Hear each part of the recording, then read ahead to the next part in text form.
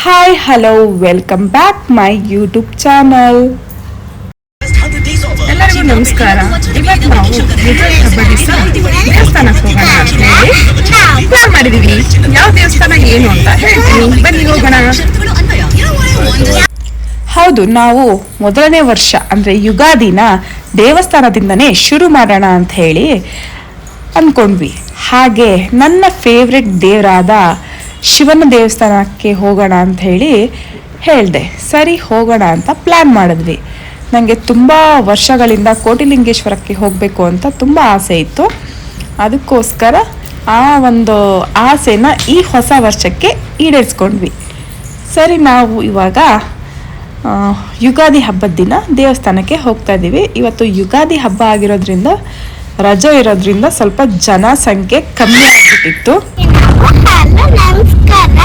ನಾವು ದೇವಸ್ಥಾನಕ್ಕೆ ಹೋಗಿ ಪೂಜೆ ಮಾಡಿ ಬಂದಿವಿ. ಬಂದಿಲ್ಲ, ದೇವಸ್ಥಾನಕ್ಕೆ ಹೋಗಿ ಪೂಜೆ ಮಾಡಿಸ್ಬೇಕು. ನಾವು ಹೋಗಿ ಕೈ ಮುಕ್ಕೊಂಡು ಮನೆ ಬರ್ಬೇಕು ಊಟ ಮಾಡ್ಕೊಂಡು. ನಾವು ಪಪ್ಪ ಕಾಲು ಮುಗಿಸ್ತಿದ್ದೆ, ನಾವೇನ್ ಮಾಡೋದಂತ ನಂಗೆ ಗೊತ್ತು. ದೇವಸ್ಥಾನಕ್ಕೆ ಹೋಗಿ ಬರ್ತೀವಿ ಊಟ ಮಾಡ್ಕೊಂಡು. ನಮ್ ತ್ರಿಷಿಕಂಗೆ ಇವಾಗ್ಲೇ ವಾಮಿಟ್ ಬರ್ತಾ ಇದೆ ಅಂತ ಹೇಳ್ತಾ ಇದ್ದಾಳೆ. ವಾಮಿಟ್ ಬರ್ತಾ ಇದೆ ತ್ರಿಷಿಕಾ?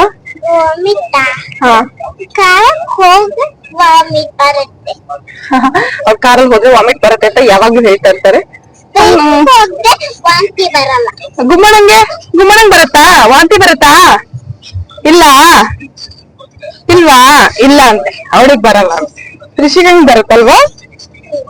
ಇವತ್ತು ಸ್ವಲ್ಪ ಹಬ್ಬ ಆಗಿರೋದ್ರಿಂದ ಜಾಗ ಸ್ವಲ್ಪ ಫ್ರೀ ಆಗಿತ್ತು, ಜಾಸ್ತಿ ಟ್ರಾಫಿಕ್ ಇರಲಿಲ್ಲ. ಅದರಲ್ಲೂ ನಿನ್ನೆ ಮಳೆ ಬಂದಿರೋದ್ರಿಂದ ಕಾರು ನಾವು ಕ್ಲೀನ್ ಮಾಡಿರಲಿಲ್ಲ, ಅದೇ ಹಾಗೆ ಹೊರಟಿದ್ವಿ. ಸೊ ಸ್ವಲ್ಪ ಗ್ಲಾಸ್ ಎಲ್ಲ ಗಲೀಜಾಗಿ ಕಾಣಿಸ್ತಾ ಇದೆ.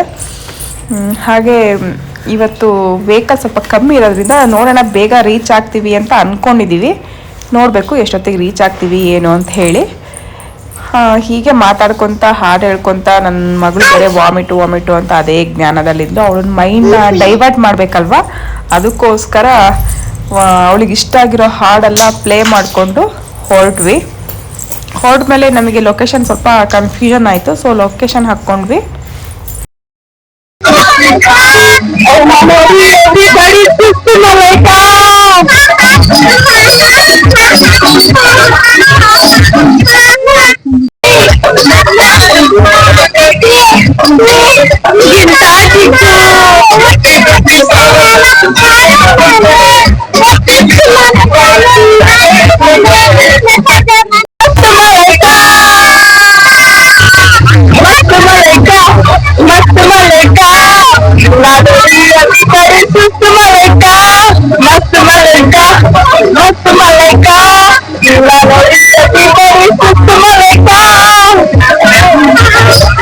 ಸರಿ, ಹೀಗೆ ಹಾಡು ಹೇಳ್ಕೊಂಡು ಡ್ಯಾನ್ಸ್ ಮಾಡಿಕೊಂಡು ಏನೋ ಅವಳು ವಾಮಿಟ್ನ ಅವಾಯ್ಡ್ ಮಾಡಬೇಕು ಅಂತ ಇನ್ನೂ ಏನೇನೋ ಸರ್ಕಸ್ ಎಲ್ಲ ಮಾಡಿಕೊಂಡು ನಾವು ಈಗ ಹೋಗ್ತಾ ಇದ್ದೀವಿ.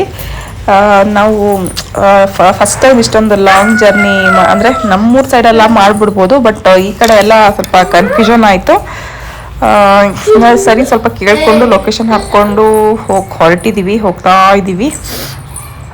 ಸ್ವಲ್ಪ ಕೋಲಾರ ರೋಡು ನಮಗೆ ಹೊಸದಾಗಿರೋದ್ರಿಂದ ಸ್ವಲ್ಪ ಅದು ಡಬಲ್ ಹೈವೇ ಮತ್ತು ಫ್ಲೈಓವರ್ ಎರಡು ಹಿಂದೆ ಮುಂದೆ ಇರೋದ್ರಿಂದ ಸ್ವಲ್ಪ ಕನ್ಫ್ಯೂಷನ್ ಆಯಿತು. ಹಾಗೆ ರೋಡ್ ಕೂಡ ಮಿಸ್ ಮಾಡ್ಕೊಂಡ್ವಿ, ಮತ್ತೆ ಯೂ ಟರ್ನ್ ಮಾಡ್ಕೊಂಡು ಮತ್ತೆ ಬಂದ್ವಿ. ಯುಗಾದಿ ಬಿಸಿಲು ಅಂದರೆ ಕೇಳಬೇಕಾ, ಎಷ್ಟು ಹೆವಿ ಬಿಸಿಲಿತ್ತಂದರೆ ನಮ್ಮ ಊರೇ ನೆನಪಾಗ್ಬಿಡ್ತು, ಅಷ್ಟು ಬಿಸಿಲಿತ್ತು, ಸಿಕ್ಕಾಪಟ್ಟೆ ಬಿಸಿಲಿತ್ತು. ನಾವು ಇಲ್ಲೇ ಹೀಗೆ ಅಂದ್ಕೊಂಡ್ವಿ, ಒಂದು ದೇವಸ್ಥಾನಕ್ಕೆ ಹೇಗೆ ಮಕ್ಕಳನ್ನ ಇಟ್ಕೊಂಡು ರೌಂಡ್ ಹೊಡಿಬೇಕು, ಹೇಗೆ ಹೋಗಬೇಕು ಅಂತ ಇಲ್ಲಿಂದನೇ ಯೋಚನೆ ಮಾಡೋಕ್ಕೆ ನಾನು ಶುರು ಮಾಡಿದೆ. ಇಲ್ಲಿಂದ ಸ್ವಲ್ಪ ಟ್ರಾಫಿಕ್ ಸಿಗ್ತಾ ಇತ್ತು. ಆಮೇಲೆ ಇವತ್ತು ಹಬ್ಬ ಆಗಿರೋದ್ರಿಂದ ತುಂಬ ಜನ ದೇವಸ್ಥಾನಕ್ಕೆ ಹೊರಟಿದ್ರು. ಹೀಗೆ ಸಾಗ್ತಾ ಹೋಯಿತು ನಮ್ಮ ಪಯಣ. ಹಾಗೆ ನಾನು ಸಿಕ್ಕಾಪಟ್ಟೆ ಈ ಥರ ದೊಡ್ಡ ಬಿಲ್ಡಿಂಗ್ಗಳನ್ನು, ಅಪಾರ್ಟ್ಮೆಂಟ್ಗಳನ್ನು ಮಿಸ್ ಮಾಡ್ಕೊಂಡಿದ್ದೆ ಸುಮಾರು ದಿನ ಆದಮೇಲೆ. ಅದನ್ನು ನೋಡಿಕೊಂಡು ಅದನ್ನು ಕ್ಯಾಪ್ಚರ್ ಮಾಡಿಕೊಂಡು ಮಾತಾಡ್ಕೊತ ಬಂದ್ವಿ. ನಮ್ಮೂರ ಬದಿ ಇದ್ದವರೆಲ್ಲ ಈ ಕಡೆ ಬಂದರೆ ಇದೆಂಥ ಬಿಲ್ಡಿಂಗ್ಗಳು ಹಿಂಗಿದಾವಲ್ಲ ಅಂಥೇಳಿ ಯೋಚನೆ ಮಾಡ್ತಾರೆ. ನಮ್ಮವರೆಲ್ಲ ಹಾಗೆ ಮಾತಾಡ್ತಾರೆ. ನಾವು ಫಸ್ಟಿಗೆ ಬೆಂಗಳೂರಿಗೆ ಬಂದಮೇಲೆ ನನಗಂತೂ ಸಿಕ್ಕಾಪಟ್ಟೆ ಕ್ಯೂರಿಯಾಸಿಟಿ ಇತ್ತು. ಅಪಾರ್ಟ್ಮೆಂಟ್ಗಳು, ದೊಡ್ಡ ದೊಡ್ಡ ಬಿಲ್ಡಿಂಗ್ಗಳನ್ನು ನೋಡಬೇಕು. ಫಿಲ್ಮಲ್ಲೇ ನೋಡಿದ್ವಿ, ಹಾಗೆ ಡೈರೆಕ್ಟಾಗಿ ನೋಡಿದರೆ ಏನು ಡಿಫ್ರೆನ್ಸ್ ಆಗುತ್ತೆ, ಹೇಗಿರುತ್ತೆ ಅನ್ನೋದೊಂದು ಕ್ಯೂರಿಯಾಸಿಟಿ ಸಿಕ್ಕಾಪಟ್ಟೆ ಇತ್ತು. ಸ್ಟಾರ್ಟಿಂಗ್ ಬೆಂಗಳೂರು ಬಂದಾಗ ನೋಡಿ ನೋಡಿ ಅದೊಂಥರ ಬೋರ್ ಆಗ್ಬಿಡ್ತು. ಹಾಗೆ ಕೂಡ ನಮ್ಮ ಮನೆಯಲ್ಲೂ ಅಷ್ಟೇ, ನಮ್ಮ ಮನೇಲಿ ಅನ್ನೋಷ್ಟೇ, ನಮ್ಮ ಹಳ್ಳಿಗಳಿಗೂ ಅಷ್ಟೇ, ಅವರು ಅಷ್ಟೇ ಬೆಂಗಳೂರು ಬಂದಮೇಲೆ ಫಸ್ಟ್ ನೋಡೋದೇ ಈ ಅಪಾರ್ಟ್ಮೆಂಟ್ಗಳು, ದೊಡ್ಡ ದೊಡ್ಡ ಕಟ್ಟಡಗಳನ್ನು. ಯಾಕಂದರೆ ಅಲ್ಲಿ ನಮ್ಮ ಹಳ್ಳಿ ಬದಿಯೆಲ್ಲ ಈ ಥರ ಎಲ್ಲ ಇರಲ್ಲ, ಅದಕ್ಕೋಸ್ಕರ ಇದೊಂದು ಅಟ್ರ್ಯಾಕ್ಟ್ ಆಗತ್ತೆ ಅವರಿಗೆ ಅನ್ನೋದೊಂದು ಅಷ್ಟೇ. ಆಮೇಲೆ ಈಗ ಇದು ಸರ್ವಸಾಮಾನ್ಯ ಆಗ್ಬಿಟ್ಟಿದೆ. ಯಾಕಂದರೆ ಎಲ್ಲರೂ ಬೆಂಗಳೂರು ಅವ್ರ ಮಕ್ಳು ಇರೋದ್ರಿಂದ, ಒಂದು ಫ್ಯಾಮಿಲಿ ಇರೋದ್ರಿಂದ ಬಂದು ಹೋಗಿ ನೋಡಿ ಎಲ್ಲರಿಗೂ ಒಂಥರ ಕಾಮನ್ ಆಗ್ಬಿಟ್ಟಿದೆ. ಕೆಲವರು ನೋಡಿಲ್ದವರು ಇರ್ತಾರೆ. ನೋಡಿ ಬೆಂಗಳೂರಲ್ಲಿ ಎಂತೆಂಥ ಬಿಲ್ಡಿಂಗ್ಗಳಿದೆ. ಇನ್ನೊಂದು ಏನಂದರೆ ಈ ಬಿಲ್ಡಿಂಗ್ಗಳ ಹೀಗೆ ಔಟ್ಸೈಡ್ ನೋಡೋಕ್ಕೂ ಇನ್ಸೈಡ್ ನೋಡೋಕ್ಕೂ ತುಂಬ ಡಿಫ್ರೆನ್ಸ್ ಇರುತ್ತೆ.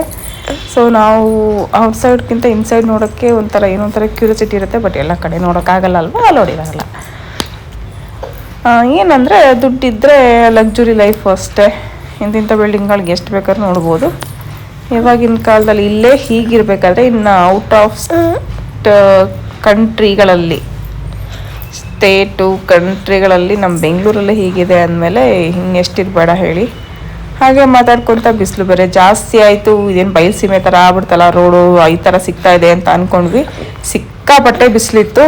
ಒಂಥರ ಯಾವುದೋ ಒಂದು ನಾವು ರಾಯಚೂರು ಗುಲ್ಬರ್ಗಕ್ಕೆ ಬಂದಿರೋ ಫೀಲ್ ಥರ ಅನ್ನಿಸ್ತು. ಅಷ್ಟು ಹಾಗಿತ್ತು ಬಿಸಿಲು ಮಾತ್ರ. ಅಂತೂ ಇಂತೂ ಬಿಸಿಲನ್ನೆಲ್ಲ ತಡ್ಕೊಂಡು ಏನೋ ಮಾಡಿಕೊಂಡು ಫೈನಲಿ ನಾವು ದೇವಸ್ಥಾನ ರೀಚ್ ಆದ್ವಿ. ರೀಚ್ ಆಗೋಕ್ಕೂ ಏನೋ ಒಂಥರ ಖುಷಿ, ರಿಲೀಫ್ ಅನ್ನಿಸ್ತು. ಯಾವಾಗ ಒಳಗಡೆ ಹೋಗ್ತೀವೋ ಅಂತ ಒಂದು ಕ್ಯೂರಿಯಾಸಿಟಿ ಇತ್ತು.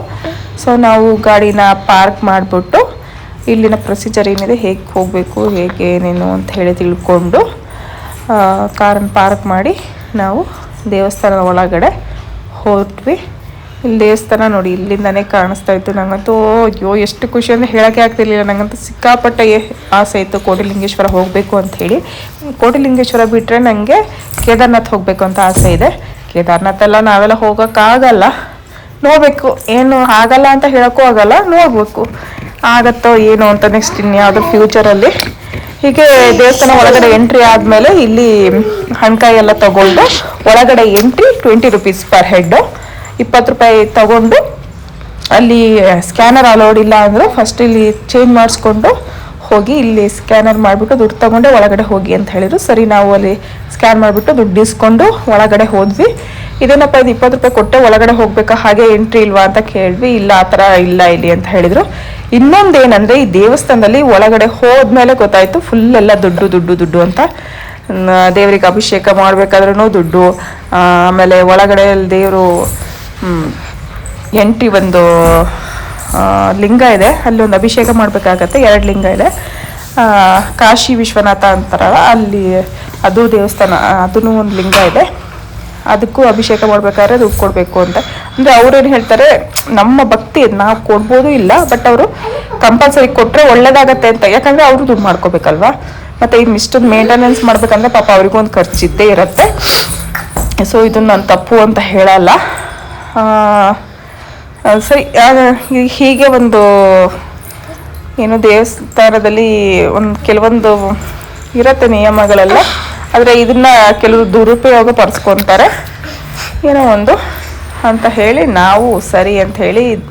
ನಂಗಂತೂ ಒಳಗಡೆ ಬಂದ ತಕ್ಷಣ ಈ ಲಿಂಗಗಳನ್ನೆಲ್ಲ ನೋಡಿದ ತಕ್ಷಣ ಎಷ್ಟು ಖುಷಿ ಆಯಿತು ಅಂದರೆ ಡ್ಯಾನ್ಸ್ ಎಲ್ಲ ಮಾಡ್ಬಿಡೋಣ ಅಷ್ಟೇ. ಯಾಕಂದರೆ ನನಗೆ ಅಷ್ಟೊಂದು ಹುಚ್ಚು, ಶಿವ ಅಂದರೆ ನನಗೆ ತುಂಬ ಇಷ್ಟ. ನಮ್ಮ ಮನೆಯಲ್ಲೂ ಕೂಡ ಲಿಂಗ ಅಂತ ನಿಂತ್ಕೊಂಡಿದ್ದೀನಿ. ಇದು ಒಳಗಡೆ ಎಂಟ್ರಿ ಆದ ತಕ್ಷಣ ಎಲ್ಲ ಆ ಕಡೆ ನೋಡಿದ್ರು ಲಿಂಗಗಳು, ಈ ಕಡೆ ನೋಡಿದ್ರು ಲಿಂಗಗಳು. ಯಪ್ಪ ಎಷ್ಟು ಖುಷಿ ಆಯಿತು ಅಂದರೆ ಸಿಕ್ಕಾಪಟ್ಟೆ ಖುಷಿ ಆಯಿತು ನನಗಂತೂ. ಇಷ್ಟೇ ಅಲ್ಲ, ಇನ್ನು ಒಳಗಡೆ ಹೋಗಿ ಇಲ್ಲಿ ಸೇಮ್ ಹೇಗಿದೆ ಹಾಗೆ ಫುಲ್ಲು ಲಿಂಗಗಳಿದೆ ಅಂತ ಹೇಳ್ತಾರೆ. ಆಮೇಲೆ ಏನು ಇಷ್ಟೊಂದು ಲಿಂಗಗಳು ಅಂತ ಕೇಳಿದಾಗ ಇಲ್ಲ, ಕೆಲವೊಂದು ಹರಕೆ ಹೊತ್ತಿರ್ತಾರಲ್ಲ, ಹರಕೆ ಹೊತ್ತಾದ್ಮೇಲೆ ಅದನ್ನ ನೆರವೇರಿದ್ರೆ ಒಂದು ಲಿಂಗ ಪ್ರತಿಷ್ಠಾಪನೆ ಮಾಡಬೇಕು ಅಥವಾ ಮಾಡಿ ಹೋಗ್ತಾರೆ ಅನ್ನೋದು ಒಂದು ಇಲ್ಲಿನ ಪದ್ಧತಿ ಅಂತ ಹೇಳಿದ್ರು.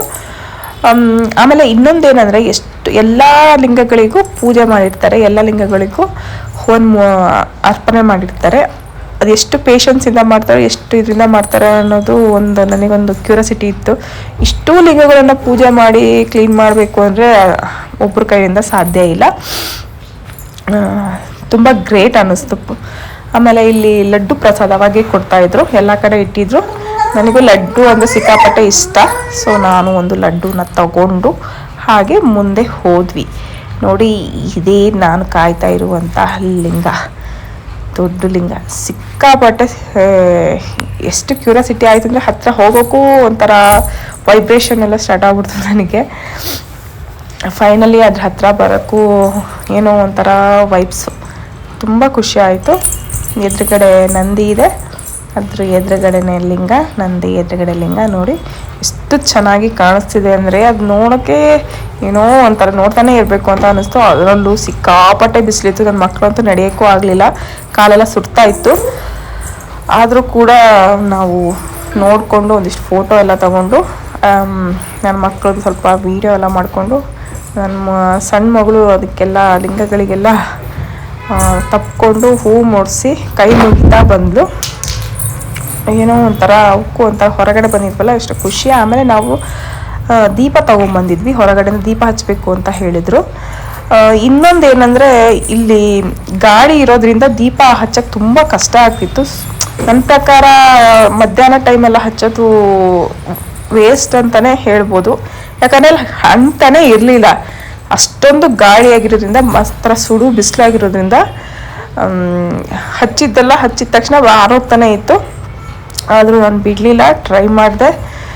ಈ ಕಡೆ ಆಗಲಿಲ್ಲ ಅಂಥೇಳಿ ಅದ್ರ ಫ್ರಂಟ್ ಆ ಕಟ್ಟೆ ಹಿಂದಿನ ಭಾಗ ಗಾಳಿ ಸ್ವಲ್ಪ ಕಮ್ಮಿ ಇರೋ ಸೈಡಲ್ಲಿ ಬಂದು ದೀಪನ ಹಚ್ಚಿದೆ.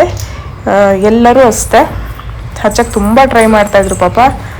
ಅಷ್ಟೊಂದು ಫೋರ್ಸಬಲ್ ಗಾಳಿ ಇತ್ತು, ಅದು ಅಂತಾನೆ ಇರಲಿಲ್ಲ. ಬೆಂಕಿಪಟ್ಟಣ ಹಚ್ಚಿದ ತಕ್ಷಣ ಹೋಗ್ಬಿಡ್ತಿತ್ತು.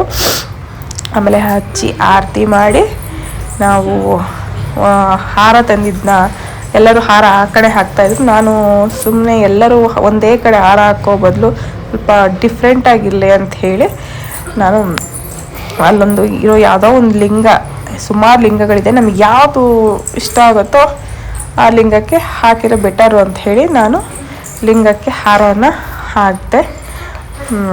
ಏನೋ ಒಂಥರ ಖುಷಿ ಅನಿಸ್ತು ಸಿಕ್ಕಾಪಟ್ಟೆ. ಈ ಥರ ಒಂದು ಮೂಮೆಂಟು ಎಷ್ಟು ಏನೇ ಇದು ಮಾಡಿದ್ರೂ ಸಿಗಲ್ಲ. ಅದು ಏನೋ ನನಗೆ ಎಷ್ಟೋ ವರ್ಷದ ಕನಸು ಈಡೇರ್ತು, ಸಿಕ್ಕಾಪಟ್ಟೆ ಖುಷಿ ಆಯಿತು. ಸರಿ, ಅಲ್ಲೆಲ್ಲ ಪೂಜೆ ಮುಗಿಸ್ಕೊಂಡು ದೇವರ ಜೊತೆ ಒಂದೆರಡು ಫೋಟೋನ ತೆಗೆಸ್ಕೊಂಡು ಹಾಗೆ ಈ ಕಡೆ ಬಂದ್ವಿ. ಈ ಕಡೆ ಕೂಡ ಒಂದು ಚಿಕ್ಕದಾಗಿರೋ ಸೇಮ್ ಅದೇ ಥರನೇ ಲಿಂಗ ಇತ್ತು, ಮತ್ತು ಅದ್ರ ಮುಂದೆ ಒಂದು ನಂದಿ ಇತ್ತು. ಅದು ದೊಡ್ಡದಾಗಿತ್ತು, ಸ್ವಲ್ಪ ಇದು ಚಿಕ್ಕದಾಗಿತ್ತು ಅಷ್ಟೇ. ಅಲ್ಲಿಂದ ಮುಗಿಸ್ಕೊಂಡು ಹೊರಗಡೆ ಬಂದ್ವಿ. ಇಲ್ಲಿ ಟಾಯ್ಸ್ ಎಲ್ಲ ಇಟ್ಟಿದ್ರು ಮಕ್ಕಳಿಗೆ ಆಟ ಆಡೋಕ್ಕೆ. ಆಮೇಲೆ ಲಿಂಗಗಳಿತ್ತು, ಸ್ಟ್ಯಾಚುಗಳಿತ್ತು, ತುಂಬ ಏನೇನು ಬೇಕು ಮಕ್ಕಳು ಆಟಿಕೆ ಸಾಮಾನುಗಳೆಲ್ಲ ಇತ್ತು. ನನ್ನ ಮಗಳು ಈ ಥರ ಟಾಯ್ಸ್ನ ಇಷ್ಟಪಟ್ಟಳು.